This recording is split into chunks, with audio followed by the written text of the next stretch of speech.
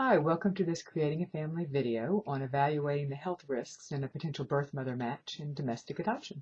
I'm Dawn Davenport. I'm the Executive Director of Creating a Family. Now, you have a match. You've been chosen by a birth mom or an agency has selected you. Congratulations.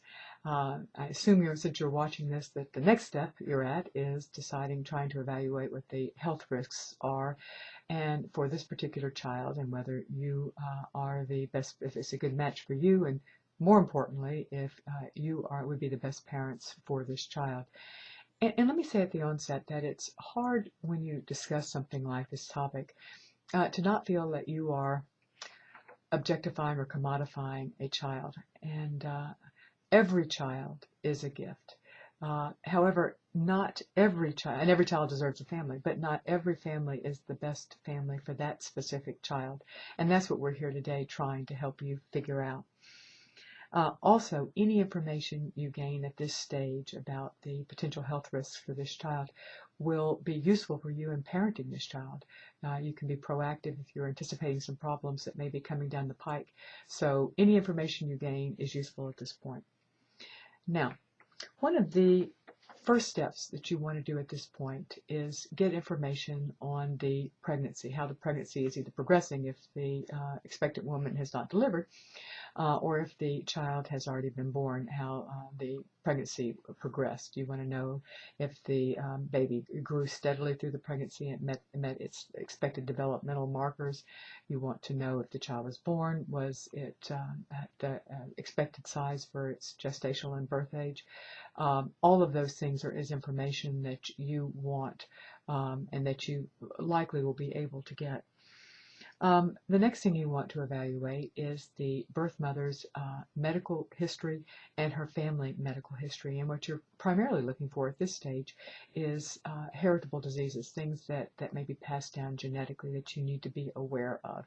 And not all diseases, keep in mind, have a genetic component. Cerebral palsy is an example where it usually does not. It's usually caused by birth trauma or something happening in inner utero during the pregnancy. I'm not a doctor. Get your own evaluation, but that's generally what we think. So a child born to a mother of cerebral palsy may not have a greater risk of cerebral palsy than any other child. So again, check with the doctor, but that's what we're looking for at this stage. The same with mental health issues. Some mental health issues are thought to have a fairly strong genetic component, but many of them are not. So that's what you're wanting to get information on. We have done a number of shows covering the physical and mental health issues, potential issues, and the hereditary impact of those. One of my favorite shows. It was done on December 9th, 2009, and it was the nature versus nurture, where we analyzed how much of who we are is caused by our environment and how much is caused by our genes. Another one was Should You Accept This Referral or Birth Mother Match? And it was done on February 4th, 2010. And then another one was Evaluating Health Risks in Domestic Adoption. And that was done January 12th, 2011.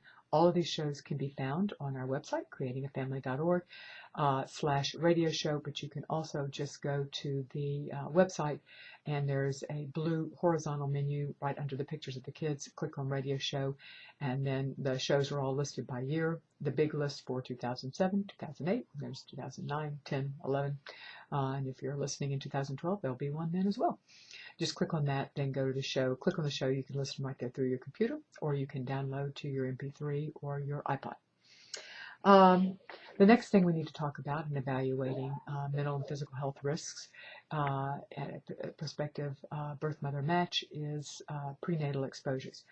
As I'm sure you're aware, alcohol and drugs are not good for developing fetuses, and they can have a lifelong impact.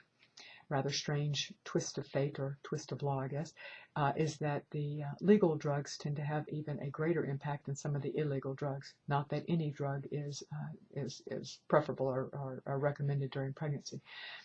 Alcohol can cause a whole spectrum of disorders. In fact, we call it the fetal alcohol spectrum disorder. The disorder the impact can be very mild, almost not noticeable, to quite severe, all the way up to fetal alcohol syndrome at the upper end of the spectrum. We simply do not know how much alcohol is safe. We believe that binge drinking is worse for developing fetuses than steady drinking. There is some evidence that older mothers may process alcohol less well, therefore the pregnancies of infants of older mothers who drank may be more impacted. There is still some evidence that family history of alcoholism that can impact that children of mothers who come from an alcoholic family may be also more impacted.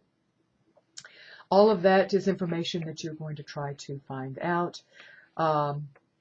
And let's talk briefly about drugs. On a number of shows I'm going to list, we talk about the impact of crack, cocaine, of marijuana, methamphetamines. Smoking can cause preterm delivery, can also cause some developmental delays.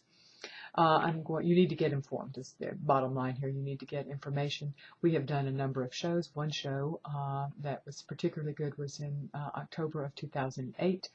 Another show we have done was on April 14th, 2010. And then we also did one on September 15th, 2010. Also, please consider getting help from a specialist, adoption medicine specialist, or a fetal alcohol syndrome or spectrum disorder specialist in helping you make this evaluation if you have a great concern here. Now, what to do? You have this information. How do you process? The first thing you need to do at this stage is get as much information as possible. Information is power.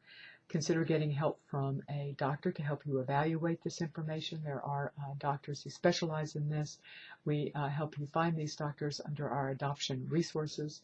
Give you a mechanism for finding doctors who specialize in this. Next, get information on what these risk factors actually might mean to the child and might mean to you as a parent of such a child. And last, be honest with yourself. This is your family. It's not a charity. On the other hand, don't automatically reject a child that has certain risk factors without getting information first. As you've heard me say before, our mantra here at Creating a Family is information is power, and we have created a website and videos and radio shows to help you get informed and stay informed. I wish you the best of luck with this decision. Thanks so much for joining us today. Bye-bye.